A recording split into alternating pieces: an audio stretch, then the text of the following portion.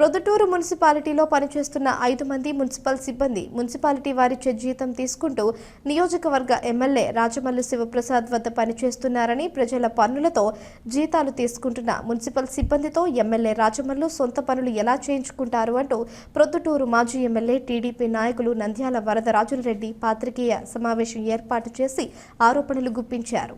మన ప్రొద్దుటూరు ఎమ్మెల్యే గారి ఇంట్లో డ్రైవర్గా పనిచేసేవాడు, వంటగా పనిచేసేవాళ్ళు, సోషల్ మీడియాకు సంబంధించిన వాళ్ళందరూ కూడా మున్సిపాలిటీలో జీతాలు తీసుకుంటున్నారు. జీతం మున్సిపాలిటీలో తీసుకుంటున్నారు. ఆయన దగ్గర డ్రైవర్లుగా పనిచేస్తున్నారు. ఆయన దగ్గర ప్రెస్ చూస్తున్నాడు. ఇంకొక ఏమో ఇంట్లో వంట చేస్తూ ఉంది. జీతమేమో మున్సిపాలిటీ. హరిబాబు అని డ్రైవర్, వెంకటేశ్వర్లు అని డ్రైవరు గతంలో ఉన్నాడు, ఇప్పుడు లేడు. అతన్ని గతంలో ఉన్న డ్రైవర్ ఉన్నప్పుడు డబ్బు మున్సిపాలిటీలో తీసుకుంటున్నాడు. ఇప్పుడు అతను లేడు. అతను ఏదో ఇసుక తోలుకుంటున్నాడు, కానీ డబ్బులేమో డ్రా చేస్తున్నాడు. శివారెడ్డి అనే అతను మీడియా చూస్తుంటాడు, జీతమేమో మున్సిపాలిటీలో తీసుకుంటుంటాడు. ప్రభావతి అని ఒక ఆయమ్మ ఈడ జీతం తీసుకుంటుంటుంది, గవర్నమెంట్ ఆసుపత్రిలో అక్కడ ఒక జీతం తీసుకుంటాను. ఆసుపత్రిలో గవర్నమెంట్ ఆసుపత్రి తీసుకుంటాను, ఈడ తీసుకుంటాను. ఈ సంపత్ కుమార్ అనే అతను ఇంట్లో అన్ని పనులు చూస్తుంటాడు, వంట ఇంట. ఈ 5 మంది జీతాలేమో ఆయన దగ్గర తీసుకుంటున్నారు. మున్సిపాలిటీలో కాంట్రాక్ట్ బేసిస్ కింద డబ్బులు తీసుకొని ప్రతి నెల జీతం తీసుకుంటున్నారు. వీళ్ళేమో మున్సిపాలిటీలో పనిచేయరు, బయట ఎమ్మెల్యే దగ్గర పనిచేస్తున్నారు. దాదాపు 4-5 సంవత్సరాల నుంచి ఇది జరుగుతుందండి. ప్రొద్దుటూరు ప్రజల పన్నుల ద్వారా చెల్లించిన డబ్బుతో మన ఎమ్మెల్యే గారికి ఇంట్లో పనిచేసే వాళ్ళు కానీ, డ్రైవర్లు కానీ, ప్రెస్ చూసేవాళ్ళు కానీ, వీళ్ళందరూ ప్రొద్దుటూరు మున్సిపాలిటీలో ప్రజలు కట్టిన పన్నులతో వచ్చిన డబ్బుతో జీతాలు తీసుకుంటూ ఎమ్మెల్యే దగ్గర పనిచేస్తున్నారు. మరి కౌన్సిలర్లు, మున్సిపల్ చైర్మన్ వీళ్ళందరూ ఏం చేస్తున్నారు? మరి ఇది ఎంత మాత్రము న్యాయసమ్మతమైన విషయము? మీరు మున్సిపాలిటీలో జీతాలు తీసుకుంటూ వాళ్ళ ఇళ్లలో పనిచేస్తున్నారని ఎవరు అడిగే నాదు లేడు, దాన్ని గుర్తించేవాళ్ళు లేడు. ఇప్పుడు వాళ్ళకు కూడా ఇప్పటి వరకు మనం చెప్తా అంటేనే దీని వాళ్ళు జీతాలు తీసుకుంటున్నారా లేదనేది కూడా తెలియదు. అటువంటి పరిస్థితుల్లో మున్సిపాలిటీని తన సొంత ఇంటిలాగా తను ఏం చెప్తేది, ప్రెస్ మీట్ పెడితే అక్కడ టీను కాఫీ ఇచ్చేది వాళ్ళు, ప్రెస్ మీట్ ఏం చెప్తుంటాడు. ఈ మాదిరిగా మున్సిపాలిటీలో తన సొంత ఆస్తిలాగా మున్సిపాలిటీ డబ్బులు దోచేయడం అనేది జరుగుతూ ఉంది.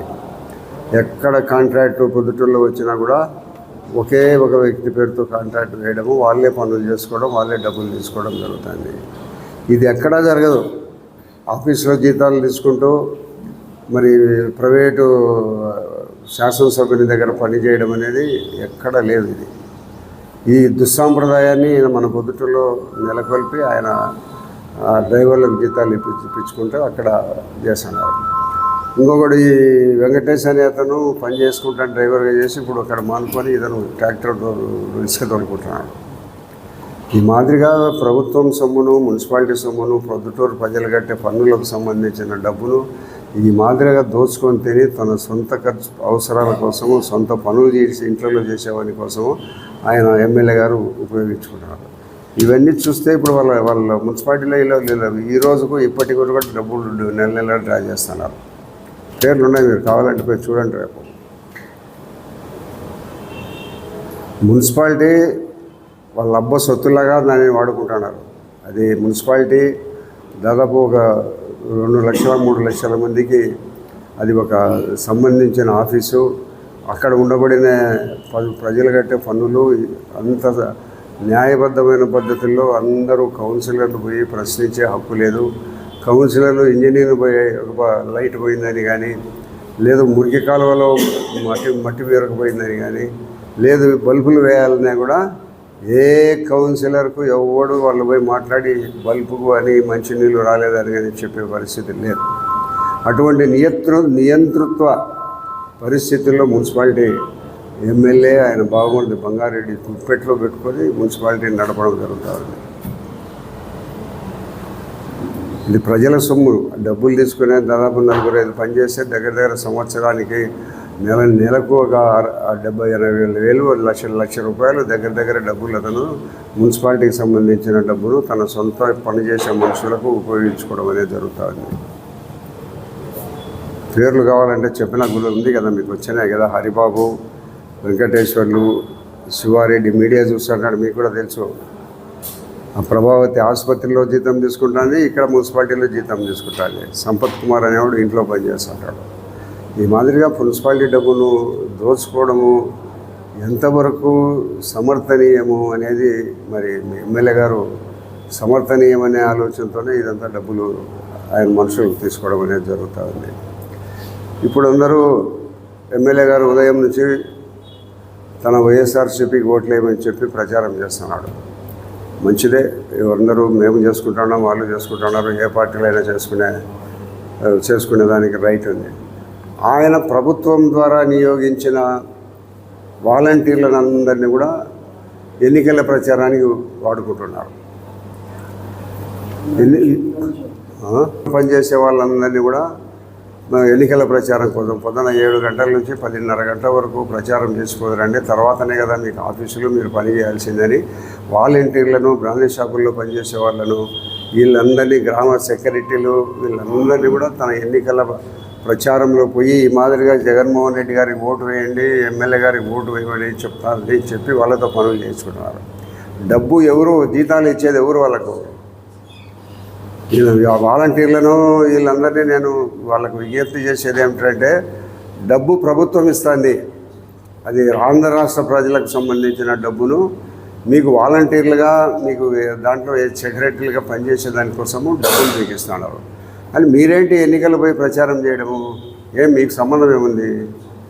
వాళ్ళు వేసిండొచ్చు, అప్పుడు వేసిన వాళ్ళందరూ వీళ్ళందరికీ పనిచేయాలనే ఆలోచించండి. మీరు కూడా ఒక పార్టీకి సర్వీస్ చేస్తే రేపు ఇంకా మళ్ళీ వచ్చే పార్టీ ఇంకొక పార్టీ వస్తుంది. ఆ పార్టీ పరిస్థితి వచ్చినప్పుడు మీ అభిప్రాయాలు ఎటుంటాయి, మీ ఉద్యోగాల పరిస్థితి ఏమని కూడా ఆలోచించండి. అది చంద్రబాబు నాయుడు గారు మళ్ళీ కంటిన్యూ చేస్తామని కూడా చెప్తూ ఉండబడినప్పటికీ ఇప్పుడు వీళ్ళు ఏకపక్షంగా ఒక పార్టీకి ప్రచారం చేయడం ఎంతవరకు సమంజసము, న్యాయమని వాలంటీర్లందరినీ ఆలోచించుకోండి అని చెప్తాను.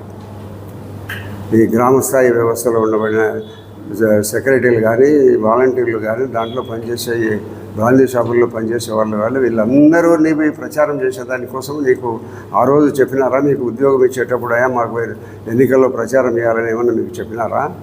ప్రభుత్వం నియమించింది, మీరు నియామకం కాబడ్డారు. ఆ నియామకాల్లో మీరు మీ డ్యూటీలు చేయండి, మేమేం తప్పేం చెప్పడం లే. కానీ ఎన్నికల్లోపై ప్రచారం చేసేదే ఉంది, కరపత్రాలు వేయడము, వైఎస్ఆర్సీపీకి ఓట్లు వేయమని చెప్పి అడిగేది ఎంతవరకు సమంజసం అనేది ప్రజలందరూ ఆలోచించాల్సిన విషయము. ఈ వాలంటీర్లు, ఈ బ్రాంచ్ షాపుల్లో పనిచేసే వాళ్ళు కావాలా, పార్టీకి సంబంధించిన వాళ్ళందరూ కూడా ఇది ఆలోచించి మీరు నిర్ణయించుకోండి.